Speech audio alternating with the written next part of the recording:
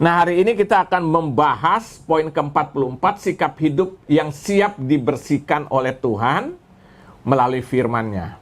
Supaya apa? Supaya agar berbuah. Amin?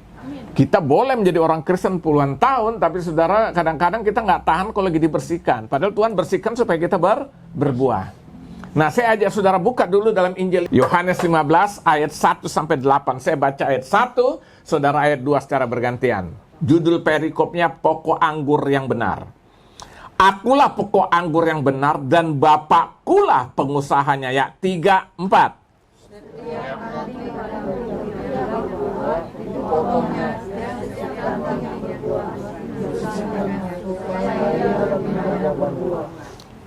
Ini buahnya nggak matang nih.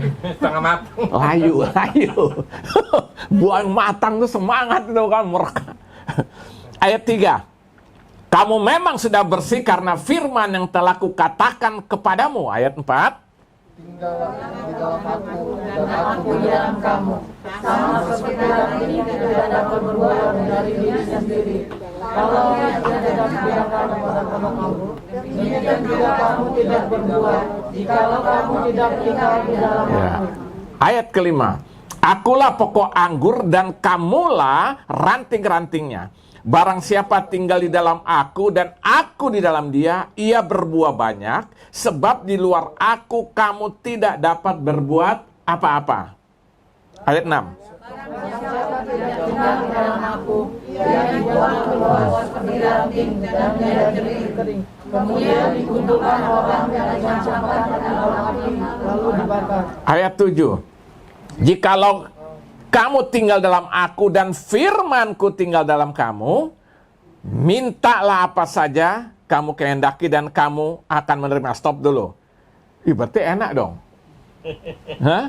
Minta apa aja loh. Ini perhatikan, jikalau kamu tinggal dalam aku dan firmanku tinggal dalam kamu, mintalah apa saja yang kamu kehendaki dan kamu akan menerimanya. Ayo, apa kira-kira? Nah, sebelum kita lanjutkan, menurut saudara gimana nih? Hah? Minta apa saja loh. Ya, tapi tinggal dulu. Ya enggak mungkin, karena kalau firman tinggal dalam kita, pasti hidup kita dalam pimpinan firman, pasti kita akan minta sesuai dengan yang Tuhan mau. Amin.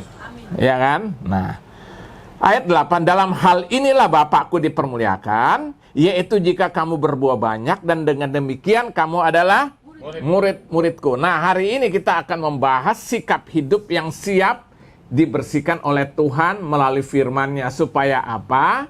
Supaya menghasilkan buah. Nah, hidup kekristenan itu bukan hanya sampai pada batas percaya saja ya. Kadang-kadang orang berpikir sudah percaya, ya udah mau ngapain lagi ya. Tapi suatu proses panjang sampai menghasilkan buah yang Tuhan minta.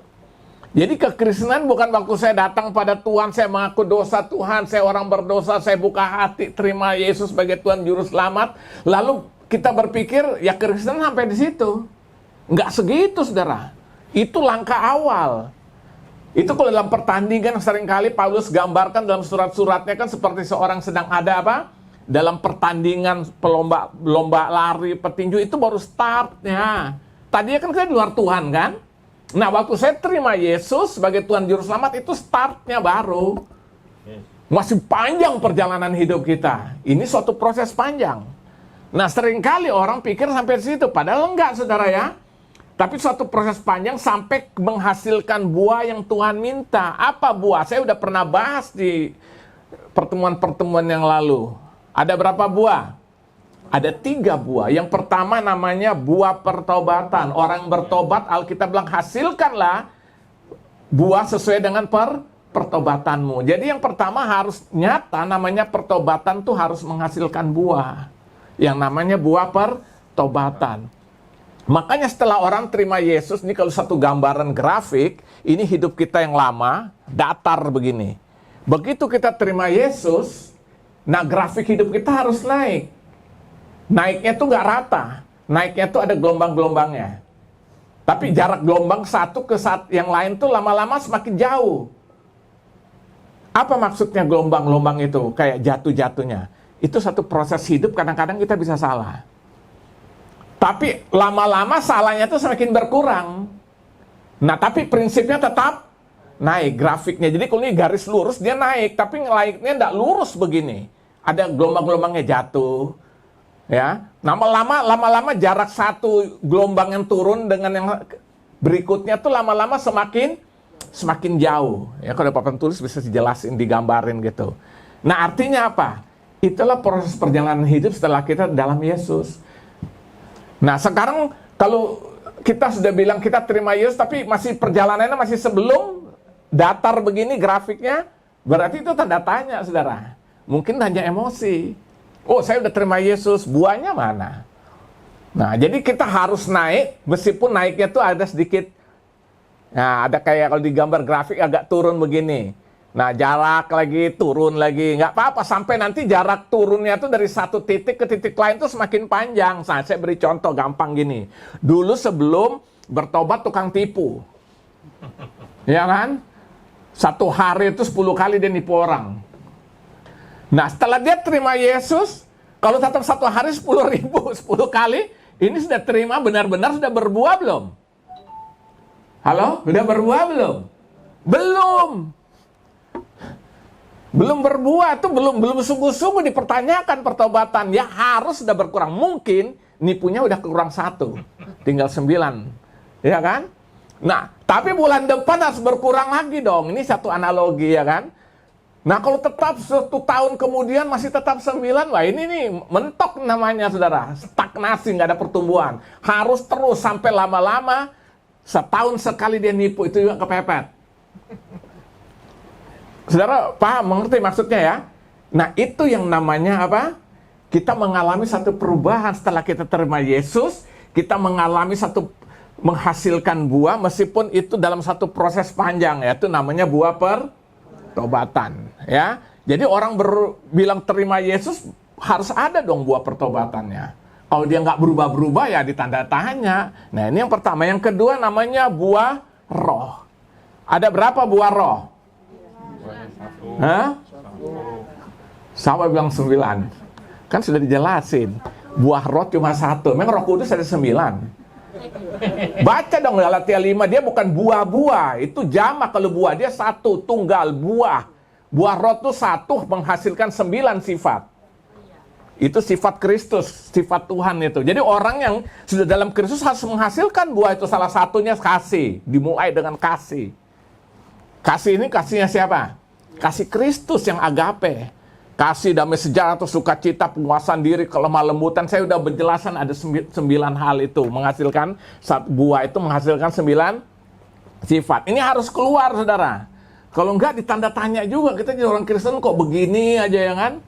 Nah, jadi ada buah yang namanya buah roh. Terus yang lain, buah pelayanan. Nah, kita setelah hidup kita menghasilkan buah pelayanan. Dari hasil pelayanan kita, hidup kita, akhirnya orang bisa percaya Yesus karena melihat hidup kita. Jangan sampai orang murtad gara-gara lihat hidup kita. Ini nggak ada buahnya namanya. Orang melihat kita, orang bilang, ih dahsyat Tuhan. Minimal ada perkataan indah tentang pengaguman akan Tuhan melalui kehidupan kita. Amin.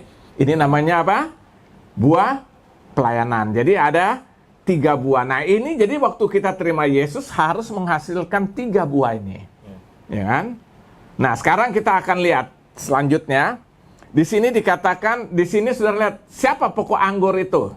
Di sini dalam Yohanes 15. Siapa pokok anggur? Hah? Pokok anggur di sini itu Tuhan Yesus. Nah, siapa pengusaha kebun anggurnya? Kalau ada pokok anggur kan ada pengusahanya dong. Siapa? Allah Bapa. Nah, siapa yang menjadi rantingnya di sini? Orang percaya. Gereja Tuhan ya. Jadi Allah Bapa pengusahanya dalam konteks ini. Yesus itu pokok anggurnya. Yang menjadi ranting-rantingnya ada setiap kita orang yang percaya pada Yesus. Nah, sekarang apa yang dilakukan oleh Tuhan atau Allah Bapa terhadap ranting-ranting? Apa yang dia lakukan? Jadi yang dilakukan oleh Tuhan atau Allah Bapa terhadap ranting-ranting. Yang pertama, di sini dikatakan, coba perhatikan ayat kedua bagian A. Setiap ranting padaku yang tidak berbuah dipotongnya. Jadi yang pertama, ranting yang tidak berbuah, yang tidak menghasilkan buah, yang pertama akan apa? Dipotong. Siapa yang motong? Siapa? Dalam konteks ini ya Allah Bapa. Yesus kan pokok anggurnya. Kita rantingnya. Jadi waktu ranting sudah bilang melekat, dia sebagai bagian ranting itu, kalau dia tidak menghasilkan buah akan dipotong oleh Allah Bapa di surga. Nah, jadi ranting yang tidak menghasilkan buah akan dipotongnya. Artinya apa di sini? Ranting yang tidak menghasilkan buah itu akan dipotong. Maksudnya apa di sini? Ya, di sini maksudnya orang yang Kristen yang tidak lagi hidup berdasarkan iman yang sungguh-sungguh dan kasih yang sungguh-sungguh kepada Kristus akan dipotong oleh Bapa, yaitu dipisahkan dari hubungannya yang sungguh, yang vital dengan Kristus. Jadi orang yang tidak menghasilkan buah itu artinya begini, orang Kristen yang tidak lagi hidup dalam iman sungguh-sungguh. Loh, iman itu kan percaya aja atau ada sikap hidup? Percaya dan sikap hidup. Percaya kita buktikan lewat. Nah, itu iman yang sungguh-sungguh.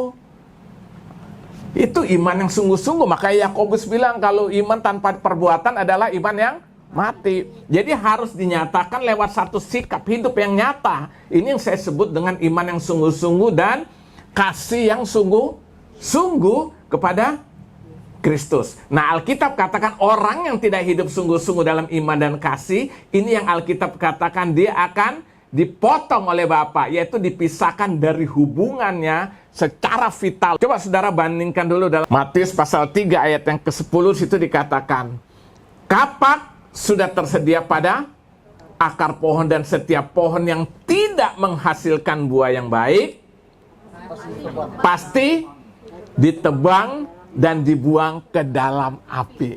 Jadi saya mau katakan begini, orang yang hidup tidak sungguh-sungguh dalam Kristen, tidak beriman sungguh-sungguh dalam Kristen, dan tidak hidup dalam kasih Kristus yang sungguh-sungguh, maka digambarkan itulah ranting yang akan dipotong buang, dilemparkan ke dalam api. Jadi kekristenan itu serius nggak? Kadang-kadang kita pikir Kristen tuh udah datang gereja pelayanan, haleluya, semangat. Itu enggak segala-galanya. Dibuktikan dengan iman kita yang sungguh-sungguh dan hidup dalam kasih kita yang sungguh-sungguh. Maka saya selalu bilang gereja itu bukan segala-galanya kita datang ke sini. Di sini kita diproses. Saya berkali-kali bilang gereja itu bengkel. Supaya apa? Kita diproses menjadi seperti yang Tuhan mau, menghasilkan buah. Amin. Di sini kita diuji benar kita hidup dalam kasih atau enggak. Atau sedikit-sedikit nggak suka, ngamuk, tersinggung, marah. Loh, katanya dalam kasih. Ini proses, saudara. Semua kita sedang diproses, termasuk saya. Amin. Yes. Mau nggak menghasilkan? Loh, ini Alkitab katakan, ini ranting harus menghasilkan itu buah yang Tuhan minta. Amin. Maka dikatakan ranting yang tidak menghasilkan buah dipotongnya. Artinya orang Kristen tidak lagi hidup berdasarkan iman yang sungguh-sungguh dan kasih sungguh-sungguh, maka dia akan dipisahkan dari apa? Dari pokok anggur itu. Allah Bapa memotongnya. Jadi saudara lihat, hidup dalam Tuhan sungguh-sungguh dengan beriman sungguh-sungguh dalam kasih, serius nggak? Serius. Kalau enggak, kita nggak beda dengan agama lain. Loh, apa bedanya? Agama lain juga sama, mereka percaya kepada Tuhannya kan? Tapi kita bisa lihat kan, sebelum mereka lakukan sesuatu juga mereka bisa sembahyang dulu kok. Iya kan? Baru itu dia mulai nyerang orang. Kita nggak bisa gitu lagi. Nggak mungkin saya mau marahin orang, mau maki-maki orang, saya berdoa, Roh Kudus pimpin saya biar saya bisa memakinya sukses. Nggak mungkin. Itu sudah bertentangan dengan hati. Kecuali kita sedang kerasukan setan, ceritanya lain ya kan. Nah, jadi saudara lihat, ini disebut ranting yang tidak berbuah, akan dipotong. Ini yang pertama, saudara. Nah, dampaknya saudara lihat di ayat yang ke-6 itu. Ayat yang ke-6, kita kembali lagi. Yohanes 15, ayat ke-6, lihat. Barang siapa tidak tinggal di dalam aku, lihat dampaknya kan, artinya sudah dipotong ya. Sudah dipotong, dibuang itu. Ia dibuang keluar seperti ranting dan menjadi kering. Kemudian dikumpulkan orang dan dicampakkan ke dalam api, lalu dibakar. Saudara lihat ya, banyak orang Kristen dari kecil mungkin sudah Kristen, bahkan sudah pelayanan, akhirnya apa? Dia tinggalin Tuhan. Ini fakta. Tidak lagi semangat, tidak lagi serius dengan Tuhan. Nah, itu sebabnya malam hari ini kita lihat, itu yang Allah Bapa sedang lakukan bagi setiap kita malam ini di tempat ini. Jadi siap nggak menghasilkan buah? Harus siap, kalau nggak kita dipotong buang nih. Ini yang pertama. Yang kedua, apa yang dilakukan oleh Tuhan atau Allah Bapa di sini terhadap ranting-ranting itu. Yang kedua, ranting yang berbuah dibersihkan supaya lebih banyak buahnya. Perhatikan masih tetap di ayat kedua bagian B. Setiap ranting padaku yang tidak berbuah dipotongnya, dan setiap ranting yang berbuah dibersihkannya supaya ia lebih banyak buahnya. Jadi yang tidak berbuah dipotong, dibuang ke dalam api, dibakar, tapi yang berbuah dibersihkan supaya menghasilkan buah apa? Lebih banyak lagi. Nah, ini artinya apa? Artinya orang Kristen yang hidupnya sungguh-sungguh berdasarkan iman dan kasih, yang sungguh-sungguh kepada Kristus akan menghasilkan buah yang lebat. Ya kan? Nah, buah ini berbicara tentang apa? Buah ini yang kita sedang berbicara tentang kualitas hidup. Makanya sudah orang semakin sungguh-sungguh orang dalam Tuhan, ya kan? Mereka tuh memiliki suatu kualitas hidup di dalam Tuhan semakin dan semakin luar biasa, semakin bertambah-tambah gitu loh. Ya kan? Nah, itu sebabnya. Jadi ranting yang berbuah dibersihkan supaya lebih banyak buahnya. Artinya apa? Orang Kristen yang hidupnya sungguh-sungguh berdasarkan iman dan kasih yang sungguh-sungguh kepada Kristus akan menghasilkan buah yang lebat. Nah, buah itu berbicara tentang kualitas hidup semakin bertambah-tambah. Maka saudara lihat, orang semakin cinta Tuhan, semakin sungguh-sungguh, saudara lihat dia semakin terus mengalami pertumbuhan yang luar biasa dalam Tuhan. Nah, ini yang saya mau katakan. Ranting yang berbuah akan dibersihkan supaya lebih banyak buahnya. Berarti kita akan lebih sungguh. Nah, saudara lihat dulu dalam Matius pasal 3 lagi. Ayat yang ke-8. Jadi, hasilkanlah apa? Ya, yang sesuai dengan pertobatan. Hasilkanlah buah yang sesuai dengan pertobatan, ya. Jadi saudara lihat, kalau kita menghasilkan buah itu semakin hari Tuhan semakin bersihkan, akhirnya buahnya semakin lebat. Orang sampai lihat, gila nih orang nih, gue tahu dulu brengseknya bagaimana, sekarang luar biasa, hidup jadi berkat luar biasa. Banyak kita saksikan seperti itu. Dia semakin dibersihkan, akhirnya buahnya semakin lebat menghasilkan buah, ya kan? Nah, itu sebabnya yang pertama apa yang dilakukan oleh Tuhan Allah terhadap ranting-ranting itu yang tidak menghasilkan buah akan dipotong, dipisahkan akhirnya. Makanya kita semakin lama semakin kering, gairah kita dalam Tuhan semakin hilang. Lama-lama apa iklan itu tuh? Bablas anginnya itu kan. Tentu hilang, ya kan? Ya kan? Jadi kita harus apa? Menghasilkan buah. Yang kedua, ranting yang berbuah justru Tuhan bersihkan. Allah bersihkan supaya buahnya semakin banyak. Maka saudara, orang yang sudah bertumbuh dalam Tuhan semakin. Saudara bisa lihat aja Paulus. Latar belakangnya dia bukan orang Kristen. Dia orang apa? Yudaisme, ya. Agama Yudaisme. Ya kan? Pegang Taurat luar biasa. Tapi kelakuannya tidak seperti apa?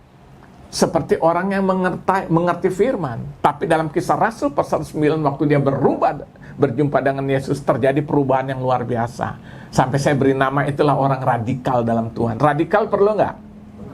Perlu. Radikal itu kan kita sungguh-sungguh gitu loh. Jangan yang negatifnya, yang positif, ya kan? Seperti Rasul Paulus masuk penjara, keluar penjara bagi dia tidak masalah lagi, ya kan? Kenapa? Karena benar-benar dia mengalami sesuatu yang luar biasa. Sampai penulis Alkitab 60% perjanjian baru ya Rasul Paulus. Berarti dipakai Tuhan berbuah nggak? Luar biasa. Galatia 5 dia yang tulis. Ya kan?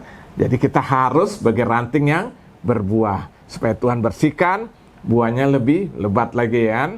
Nah, sekarang pertanyaannya, apa yang harus dilakukan agar dapat menghasilkan buah? Nah, itu kan jadi pertanyaannya kan? Karena mungkin pertanyaan bagi kita malam hari ini, apa yang harus saya lakukan agar dapat menghasilkan buah? Saudara perhatikan ayat 4 ayat 5, terus ayat 7, ayat 8.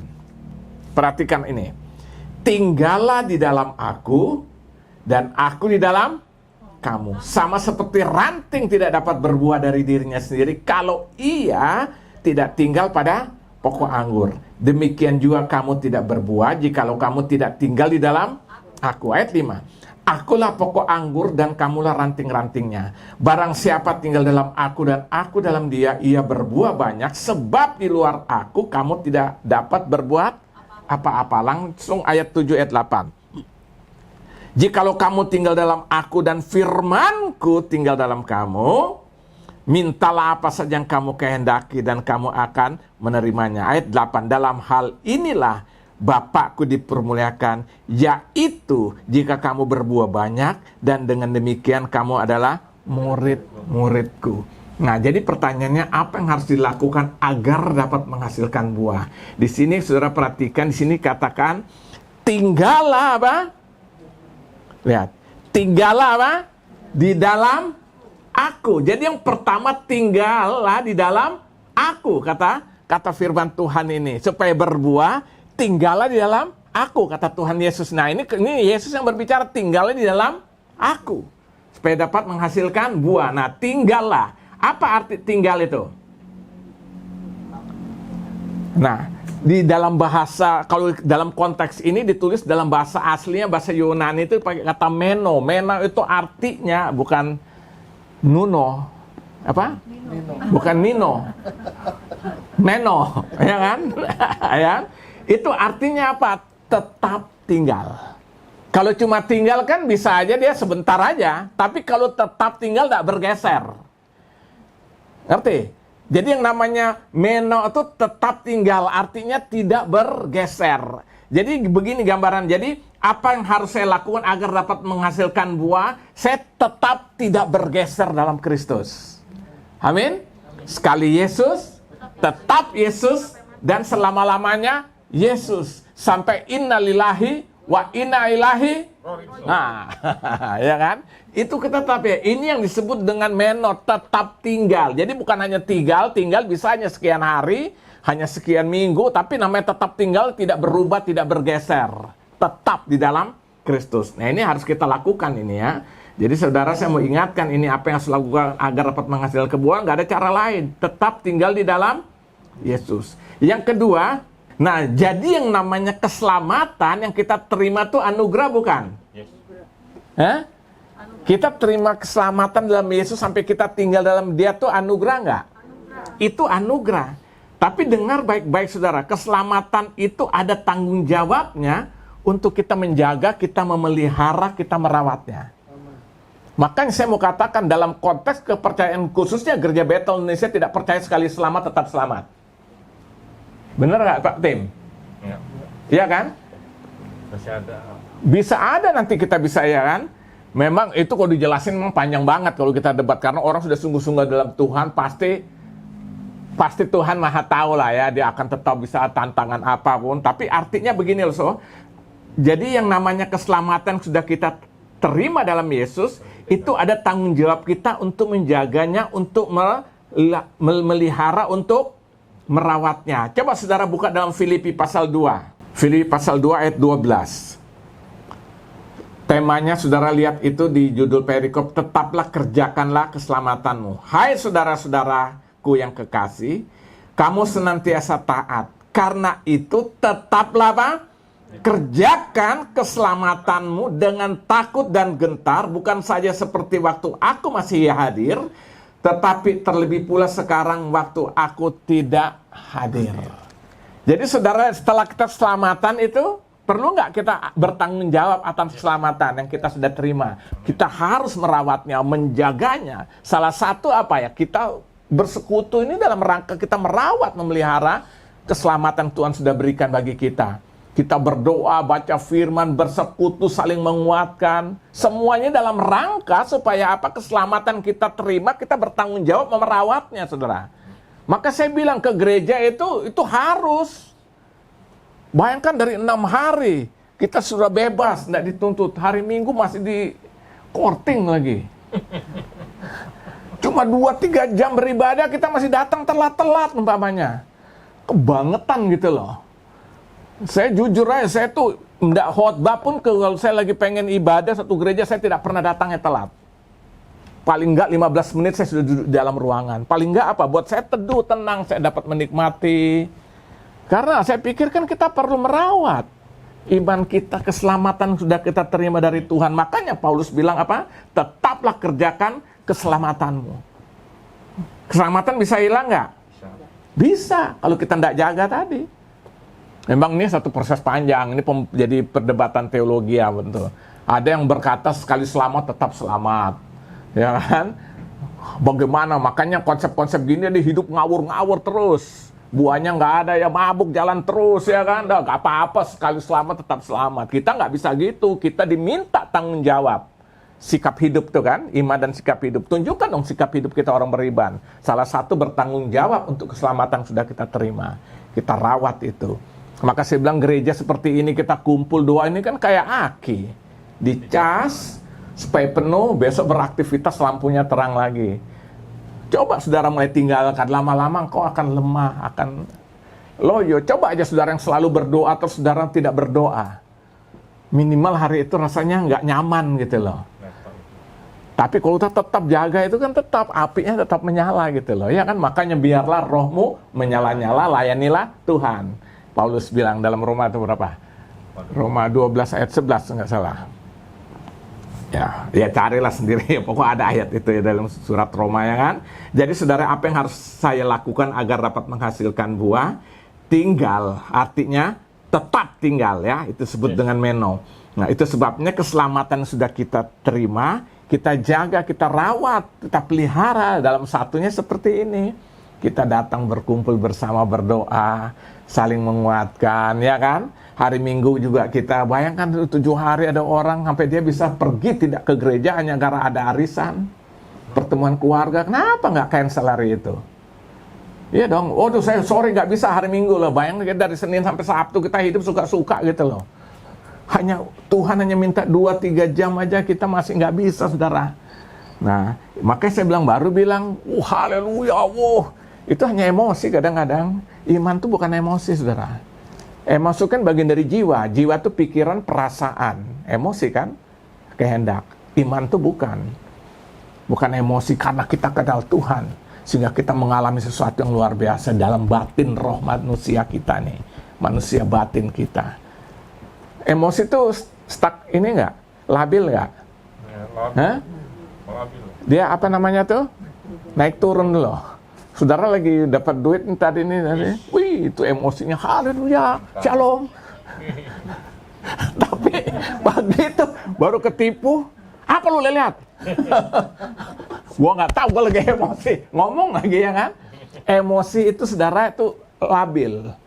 Jadi bayangan kalau iman hanya kita ukur dengan emosi, tapi bukan, iman itu manusia batin kita, roh kita. Kenapa? Terawat.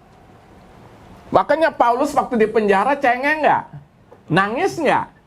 Baca dalam peristiwa surat-suratnya di Filipi, dia aja bisa nyanyi dalam penjara berdoa apa? Silas. Segala puji, akhirnya kemuliaan Tuhan dinyatakan nggak? Mujizat terjadi nggak? Pintu penjara terbuka, terjadi gempa bumi, pintu penjara terbuka, tapi gedung nggak runtuh. Ini mujizat bukan? Yang kedua apa? Seluruh tawanan penjara nggak lari. Mujizat nggak? Sekarang boro-boro dia bisa bayar orang supaya apa? Lari. Bisa ini kan? Perlu dibakar penjara kan? Lu kasus-kasus kan banyak kan yang dibakar penjara. Lihat, ini tidak lari. Kalau lari kan berarti Paulus dan Silas mendapat masalah baru lagi kan? Ini enggak. Yang ketiga apa? Akhirnya kepala penjara mau ambil pedang ingin bunuh diri. Dia bilang stop, jangan lakukan. Diinjili. Akhirnya kepala penjara terima Yesus dan Tuhan Juru Selamat, seluruh keluarganya diselamatkan. Kenapa? Orang yang mengalami hidup dalam Tuhan sungguh-sungguh, bukan emosi mata-mata. Amin. Ya, kalau emosi dia udah lari, udah ngabuk-ngabuk dalam penjara itu. Udah berantem berdua, ini gara-gara lu sih. Ya pasti, biasa kan kita gitu. Kalau sudah 2 orang ada masalah saling menyalahkan. Tapi dia tetap memuji Tuhan. Amin. Berarti pengenalan akan Tuhan itu benar-benar mendasar dalam manusia batin, manusia roh daripada Paulus dan Silas. Nah, jadi saya mau katakan hari ini yang harus kita lakukan apa agar menghasilkan buah, tinggal tetap di dalam Kristus Yesus Tuhan. Amin. Lalu keselamatan kita terima, kita rawat, kita pelihara, kita jaga setiap saat. Nah, salah satu menjaga seperti ini. Paling enggak kan saudara dengar berita ini menyenangkan. Coba kita dengar tetangga. Gosip-gosip. Hati panas. Makanya saya anjurkan saudara-saudara kalau ada masalah konseling, hubungin saya. Saya udah hubungin, saudara kasih nomor kan, minta doakan saya. Kalau saudara saling ngomong satu dengan lain, kadang-kadang kalau mendapatkan berita yang baik, kadang-kadang kompor-komporin paling senang. Jujur, saya tahu di gereja tuh saya bilang nggak ada jaminan kok. Pertumbuhan orang beda-beda secara iman. Maka saya bilang kalau ada masalah, ada persoalan apa, butuh konseling, telepon saya, nomor nanti saudara boleh catat, atau mau bantu berdoa sakit, telepon saya. Supaya apa? Baik. Kalau saudara, misalnya saya dengan Pak Tim misalnya, ada kurang enak. Saya ngomong dengan siapa? Dengan orang yang rohaninya belum bertemu. Dikomporin tuh biasa. Iya, gue tahu dia. Lihat. Jadi ya. Makin jadi itu dia kipas. Kayak tukang sate udah bukan kipas gini, pasang kipas angin tuh. Nyala terus udah ada ya kan. Jadi hubungin saya. Amin. Ya kita juga belajar kalau ada orang menyampaikan sesuatu itu, kita belajar dan tunjukkan kita anak Tuhan, orang beriman, bukan kompor-komporin. Amin. Kita kasih jalan keluar untuk oleh firman ini loh. Ini baru disebut anak Tuhan. Loh kita percaya, kita beriman. Tunjukkan dong buahnya. Daripada nanti dipotong, dibakar, habis. Amin. Nah, makanya saya anjurkan saudara kalau ada masalah, hubungin saya. Atau Pak Tim juga boleh. Ya, supaya saudara konseling, ada sesuatu masalah, atau saudara butuh bantuan doa, nanti nomor nomor nanti ditampilkan ya. Nah, kita juga puji Tuhan, kita punya rekening bank udah keluar hari apa tuh, resmi hari Rabu kalau nggak salah itu, rekening bank BCA. Ya puji Tuhan, hanya urus sekian setengah jam selesai keluar semua. Ya jadi maksudnya supaya kalau saudara mau, ya kalau tergerak, saya tidak pernah memaksa. Saudara tergerak, saya pengen terlibat karena kita rencana mau bangun juga di ruangan atas, diperpanjang sampai depan. Ya misalnya saudara, saya tergerak menyumbang 10.000, 20.000, silakan ada rekening, atau kalau tidak bisa nanti masuk di amplop ya. Ya, supaya saya sekali lagi saya ingin benar-benar kita profesional dalam masalah keuangan. Amin. 1 sen pun saya bertanggung jawab di hadapan Tuhan. Yes. Makanya saya kasih rekening supaya saudara tuh rekening atas nama gereja GBI Gera Sukacita. Ya. Nah, jadi kita perlu siapkan seluruh hidupan kita hanya untuk Tuhan. Amin. Nah, jadi saudara lihat, saya simpulkan apa yang dilakukan oleh Tuhan Allah terhadap ranting-ranting yang tidak menghasilkan buah akan apa? Dipotong, dibakar. Yang kedua, ranting berbuah dibersihkan supaya semakin lebat buahnya. Nah, apa yang harus saya lakukan agar dapat menghasilkan buah? Ya tinggal tetap di dalam Kristus Yesus. Sehingga iman yang kita terima untuk menerima keselamatan itu, kita rawat keselamatan itu. Tetap hidup di dalam Tuhan hari ini, besok, bahkan sampai selama-lamanya. Haleluya. Nah saudara, siapa yang mau tanya? Silakan. Ada nggak yang mau tanya? Ada. Mau share apa aja? Ada nggak? Bisa nggak Pak Gem? Bisa nggak orang berbuah tanpa dia tidak ikutin aturannya Tuhan? Oh nggak mungkin. Nah, pasti itu ya. Pasti. Kita dalam Tuhan sudah pasti menghasilkan buah. Kalau kita di luar Tuhan tidak mungkin. Ya buah, tapi buah daging. Ya. Kan baca dalam Galatia 5 tuh. Dari ayat 21 itu sudah berbicara tentang buah daging. Kecemaran segala macam ya kan, pertengkaran, perselisihan, semua baca. Nah, mulai masuk Galatia 5 ayat 22 sampai 23 itu berbicara buah roh. Jadi orang bisa menghasilkan buah, bisa, tapi buahnya buah daging, yaitu marah-marah, ngamuk, segala macam, ribut, berkelahi, semua. Itu semua buah daging. Ya, tapi dalam Tuhan pasti kita menghasilkan buah roh. Jadi makanya dari buahnya kan dikenal kan, Alkitab bilang kan, dari buahnya dikenal suatu pohon. Itu Yesus sendiri bilang kan, Nggak mungkin pohon ara menghasilkan buah apa gitu kan. Yesus berikan perumpamaan itu. Jadi kita dalam Tuhan, sikap hidup kita harus menghasilkan buah.